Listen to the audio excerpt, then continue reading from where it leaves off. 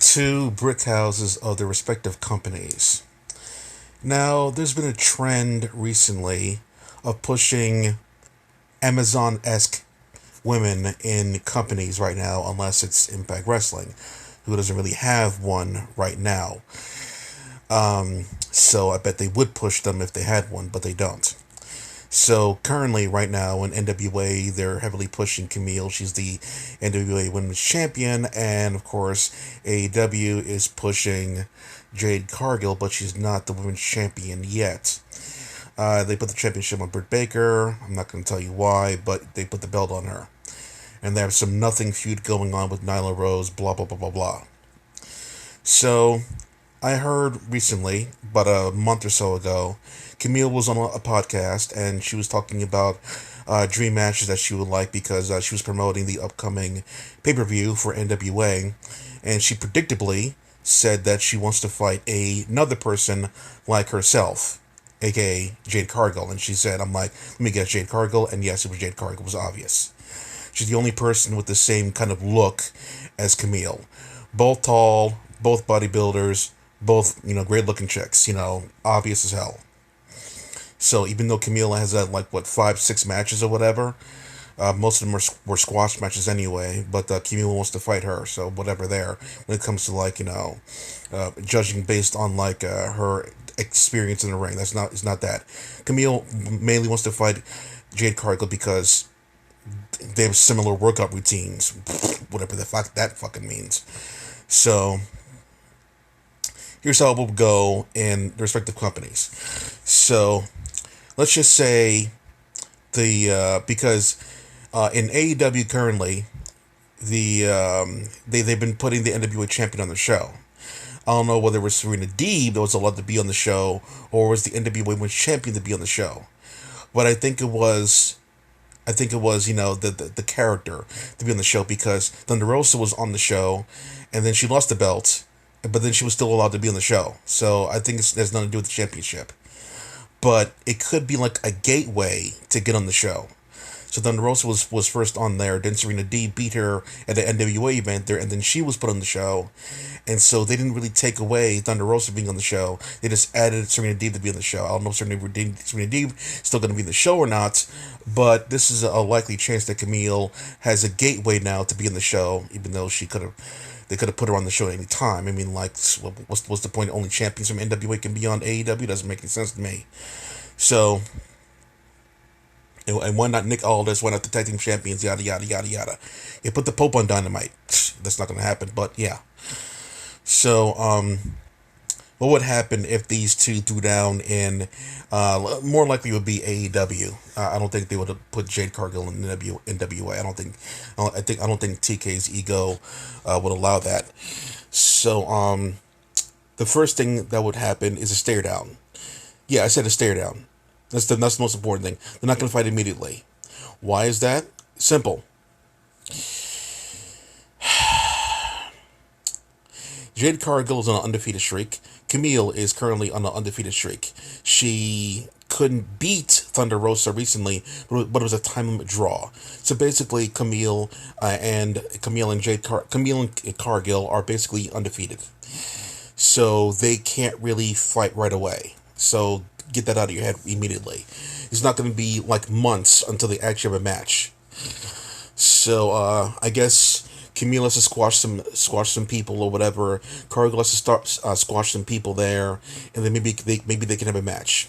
If the match happens there, 99% chance it's going to be the usual Hogan-Andre stare down.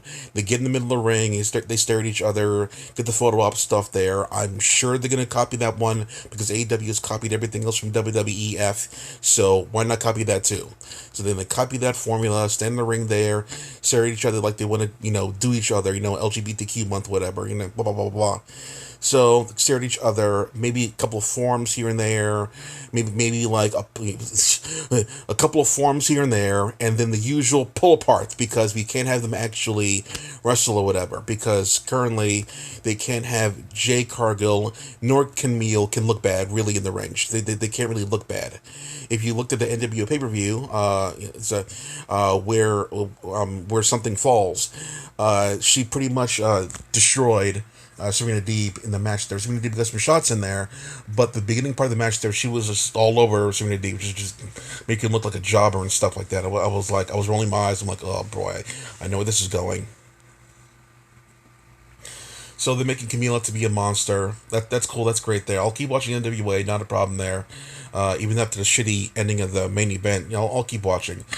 So yeah. So Cargill is like going to keep squashing bugs until she they find a challenger for her. So currently in AEW, the only person that can see challenging Jade Cargill and it being an interesting match is Hikaru Shida. Even though Hikaru Shida is not the champion anymore, I predict that they would have an awesome match in between them because they both have a rough, strong style. So in that match, I think they would have Jade Cargill win, honestly. I think they would have Jade Cargill win.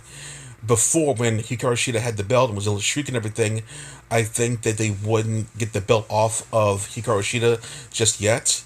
So, if Jade Cargill currently was to fight Kamille in NWA, and it was on Dynamite or pay-per-view or AEW, whatever there, the match in its current state would end in a draw.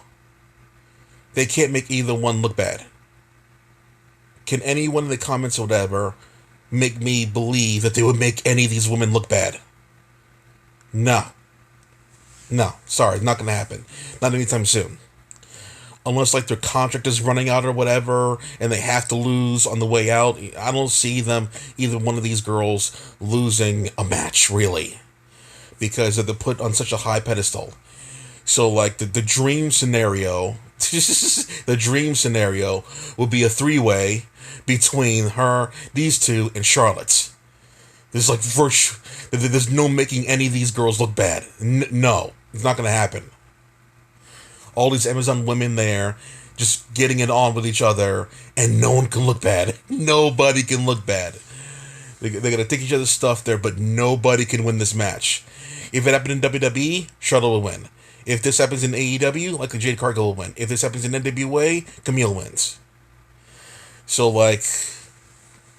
but in this current form, I honestly don't see either woman look bad. Here's a little secret from me to you. Champions are long-time champions until the company finds someone better to replace them. So... if you're stale or whatever, you're probably not going to get the championship. If you're not the best looking choice, and they have plans for you to hold the belt until someone better gets there, you may be able to get the belt. So, therefore, with that explanation, in case you don't understand what I'm saying here, there's no person on SmackDown currently to hold that title over Roman Reigns. Not Ray, not Otis, not Baron Corbin, nobody. Nobody looks better with that championship than Roman Reigns. The entire division is around him. So the same thing applies to these women right here. Unless they can find someone better looking, better suited to carry that title, no one's going to beat them. Not anytime soon. I'm thinking other companies. No, not really. The reason why Havoc and Impact Wrestling can't beat Deonna Purrazzo is because she's kind of stale. She looks the part. She's a great actor. She has great moves in the ring. Great intensity. But she's kind of stale compared to Deonna Purrazzo. And unless someone new comes in there that has more skill than her, like a Ruby Riott or whatever, Heidi Lovelace, aka Heidi Lovelace. Please don't use that name, but she probably will. Yeah, and then it's not going to happen. So, remember, Deonna Purrazzo came in off being let go last year, and immediately they put the title on her in Impact Wrestling. She was new, she was hungry, they gave her the belt. So if someone else comes in there like that one, she's new, she's young, she's hungry, Deonna Purrazzo will be old news. So until that happens there, That's why most of the time when I see these matches for the championship, or whatever, I'm like, okay, no, they're not as important as this person. It's that simple. So with that being said, here's a little extra thing from me to you who made it this far in the video. Rhea Ripley's gonna be fighting Charlotte Flair at Hell in a Cell, and what's gonna be inside the Hell in a Cell doesn't fucking matter. So currently, it's actually a toss up actually. 50-50 chance. Which is good. Which is good because the outcome of the match is up in the air. The reason why is because Rhea Ripley has not been doing anything really important to make us believe that she should be the flag bearer of the championship. She looks the part, but she doesn't talk the part, and she's losing matches. Charlotte Flair, it's Charlotte Flair. They'll do anything to give her another championship run for like a couple seconds, and then she loses it again. So if they want to, they can have Charlotte get it, and then lose it again to Rhea Ripley until someone else comes in there. But currently, it's going to be the Charlotte and Rhea Ripley show.